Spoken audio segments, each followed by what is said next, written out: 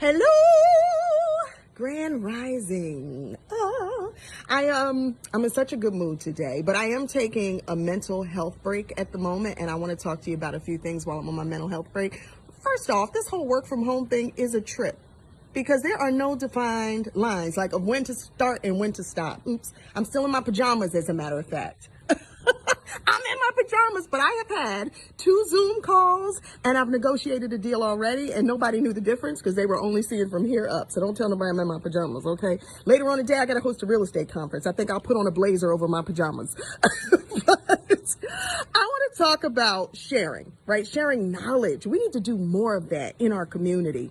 We need to create generational wealth, leave legacy, not debt. And the only way to do that is if we sow seeds and share amongst each other. And there are just so many of us who get some valuable information and hoard it.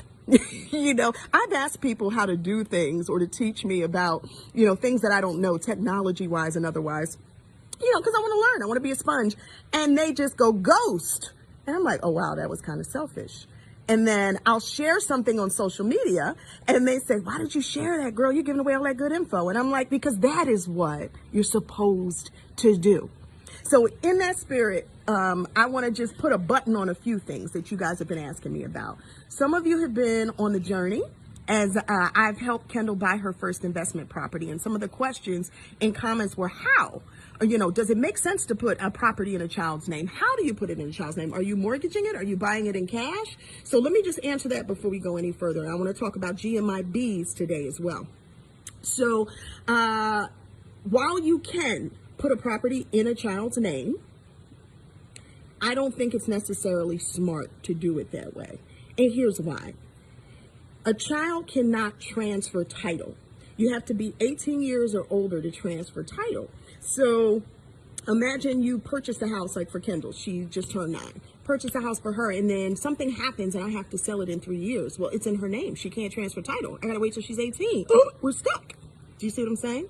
Whereas if you create a trust, which is something I did when I was pregnant with her. I think everybody, if you have a family, you need to create a trust, okay? And I'm gonna tell you how to fund it and do all of that stuff. But for now, we created the trust, and in the trust, I have laid out how we want all our financial planning to fall should we not be here. And it is a revocable trust in my life. You can create an irrevocable trust as well, but I suggest while you're living and you want to be able to manage all your funds and how things are appropriated and make changes, to do a revocable trust, okay? But in that, we have these appropriations for our children. Right now, we are fulfilling the real estate appropriations for each child, and that's why this is Kendall's. But the benefit also of putting it in a trust is I still control it while I'm alive. Yeah. So that's what you want to do, especially when it comes to your kids. But if I should pass, the trust knows what to do as it pertains to the kids. And when she becomes of age, it can either go in her name, but it may stay in the trust. And here's why that's smart to do it that way, because if something happens to her, the property doesn't now just become, the property doesn't just, go to the government. No, it goes back to the trust.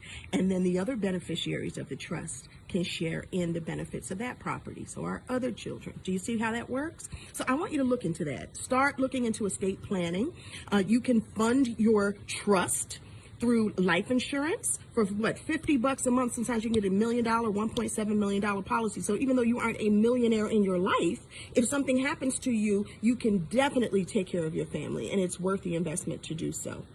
4 minutes and counting. Should I start talking about GMIBs today? I'm gonna give you the broad strokes, and then we'll really talk about it another day.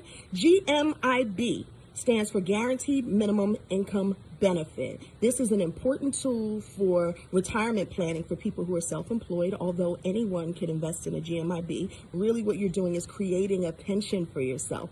A lot of us work for companies and we have no pension, or self-employed, we have no pension. So if you front load it with your savings, you can get into, I've seen them range from 4% up to 8%. Years ago, I got into a GMIB that gives me a guaranteed return of at least, that's the key word, at least 7% annually. So what that means is, I put my money in, if the stock market does 12%, well, guess what? I take advantage of that upside. But if it goes down and it has a horrible year, this pollen is killing me. If it has a horrible year, I at least still get my minimum guaranteed. You see how that works? And compound that times 10, 20, 30 years, and you tell me what you come up with. Just take a number of, not that everybody has this, but if you do and you're for business for yourself, take $200,000 and compound that times 7% guaranteed every year for the next 20 years. You tell me what you come up with and if it's worth doing the investment to create a pension for yourself. All right, mental health break is much needed. I'm 5 minutes, 31 seconds into this. You have a great day. Go get your planners. Ignite Joy. That's my 90-day alignment planner. Did you get it yet? IgniteWithEgypt.com. Mother's Day is coming up. That's a great gift to order. It has no defined start date or end date in it, so you can start your 90 days whenever you want. You can do it over and over again. You can order 4 for the year, 1 for every quarter. But when I say this is an incredible tool to create balance, work, life, happiness, joy, family, balance, alignment. It's what I've done for years, and so now I've put it into this little book that I'm so proud of. And I want you to go get it. Get it for the people you care about too. IgniteWithEgypt.com. In a nutshell, I'm done. We'll talk more about GMIBs and whatever else you want to talk about later. You can write it in the comments. Love you. Make it a great day.